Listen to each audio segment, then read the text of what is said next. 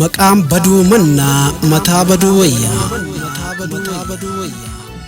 jedhee tanan malee safuu koo eeggachaa wanta dhufuu malu of dura beekachaa wallaalleetii miti kan hangana turre safuu teennaaf jecha kanaaf waliif furre xinnoo ni obsina ammaan balaan kaafnu waccuu sitti goone takkaan sirraan baafnu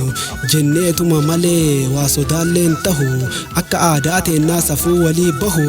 barumaan baratti osoma dabarru nama lubbuun duu osoma agarru aadaa teennaaf jecha irra tankaarfannee safuu ba'uuf jecha hunduu wal saalfanne. amma saalin jiru erga korraanii erga akka hoolaa nama gorra'anii dhiiga namaa jigsaa akka bishaaniitti kaan dullaan shigidaa akka midhaaniitti basaastuu gootanii kaan birriin gurguraa mana olooftanii kaan hidhaan unkuraa warra waa kijibu duddatti baadhataa mee dubbadhaa jettu reeffarra dhaabbataa reeffaan lolaa isin namaa miti ulfaanaa yaatanii akka almoolee miti. garuu kun hin ta'u shirris hin xaxxangal mallee hin ga'u pilaaniin kijibaa yoomuu sabaan ta'u gadhiisaa bilaashan moofina saban dandeettanii kijiban oofina kan hiitan gadhiisaa sobaan hin miidhina qarriffaa sareetiin nama hin ciniinina miidiyaa keessaniin kijiban yaasina abbootii qabeenyaa biyyarraan baasina siyaasa jettanii waan hin jirre dhaamaa jara ariitanii horii jaraa saamaa dafqa jara sanii warri hatee nyaatu ifaajeen isaanii summii ittaa ta'atu.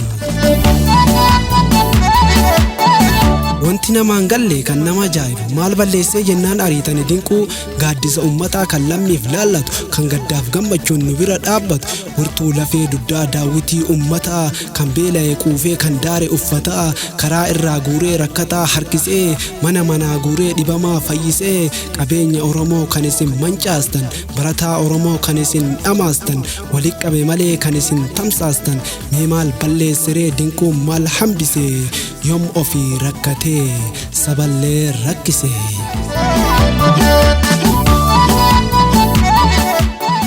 dinquun utubaadha qabattoo hiyyeessaa rakkataaf beelaa garaa qabbaneessaa qabsaa'ota Oromoo kutannoon jabeessaa diinata ummataa karaarraa fageessaa waa midhaaksuu malee badii keen agarre saba gurgurattee bartakkan dabarre maal balleessitere maaliif ari'amte kaayyoon tee karatti maaliif liqinfamte. dinquun ari'amuu waan biraa seetanii hiyyeessan horatu rakkisuu feetanii effeeseriin fe'ee warra inni nyaachisu kaayyoon keessan garuu jara sayyaachisu dinquu sabaaf jecha lubbuu ofii dhabu kan rakkataaf kennu wanta kiishaa qabu abbaan irraa duunaan yatiima guddisee ulaagaalee eegee barnoota barsiisee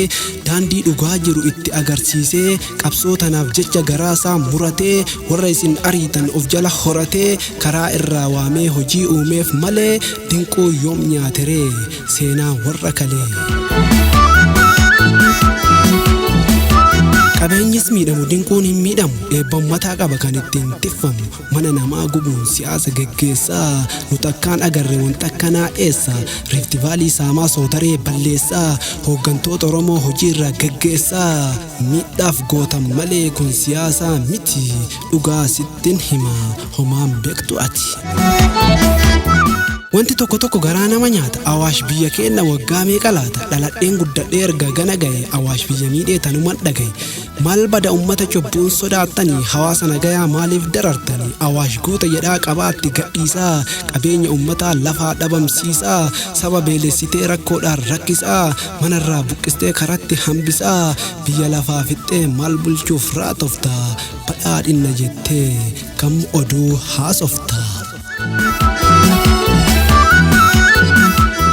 waabeellee guuttanii ummataan buqqisuuf ajandaa sobaatiin hawaasa rakkisuuf akka yaada kennaa qawweedhaan moo'annaa kaan hidhaa galchinee uleedhaan too'annaa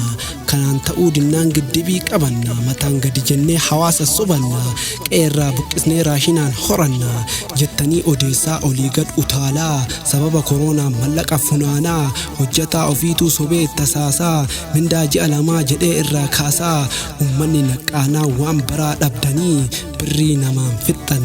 walitti qabdanii keessan naaf hin galle waa'ee keessan kan adda baaseen barre yookaan nama taatu yookaan nama baatu yookaan ni maraattu yookaan ni hattu akka nama yaaduu olola afuufaa biqiltuu dhaabuudhaaf olii gaggulufaa ajandaa kijibaa biyyatti hargufaa saba wal nyaachisuuf masgiidota gubaa gam tokkoon deebi'aa bataskaana gubaa harka wayyaa jalaan oromoota hubaa hawaasa nagayaa sobdee waliin dha'uuf dantaa dhuunfaa keetii achi keessa ba'uuf waan argatte hujjee saba wal nyaachistee booddee as deebitee idaan baachiste.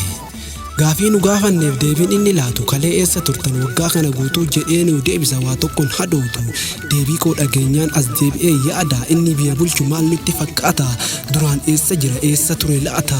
dubbee kee qorannaan waan hojje kaleessa gaafii ta'ee taa'e sammuu namaa keessa. Dhiifama naa godhaa waan natti fakkaata duraana dhii kana isin beektuu laata ammarraan deebi'a caafii isin mul'ise wallaaleetii miti beekaatan hambise.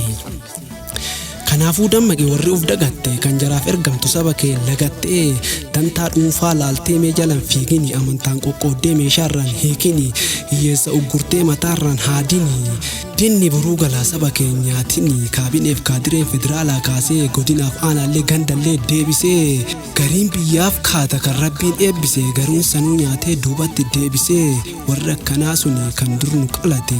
dhiiga ummataatiin qumaara taphate. Ani raadiyoo guddaalleen dheeressu dhiigni ummata keenyaa isin haaseenessu amantaaf kutaadhaan sabaddaan hirpitee qeerroof qarree dhooftee rasaasaan idditee sheekolee nagayaa dhiiga isaa jissitee isa jeesteen qufne haadhaaf abbaa fixxee ijoollee daa'imman yatiima hambistee sheena'uun keen oolu gaaf dhugaan deebite. Kanaafuu siidhaamaa warri waa hojjettu dhaamsa kiyya kana akkanaaf fudhattu yoo didamte galee harqootan baatinii diina kennaa waliin saba keenyaatinii nama lubbuun du'u ilaalteen dhiisinii rakkataa qarqaari tolfatteen ciisinii fedhii dhuunfaaf jecha nu biraan fiiginii biyyatee ijaari biyyateen diiginii nama dunyaan qabne ilaalteen tuffatinii waan qabduun qarqaari gubboon fudhatinii ija tokkoon laali of bichaan kaatinii amaanaa ummataa karatti nyaatinii kanaafan siin jedhe maqaa baduu manna du'anii yoo jedhan mataan baduu wayyaa tolchaanaaf fudhadha hundi ilmaan aayyaa galatoomaa horaa bulaa barreessee kan dhiyeesse Hassan Abdallaati.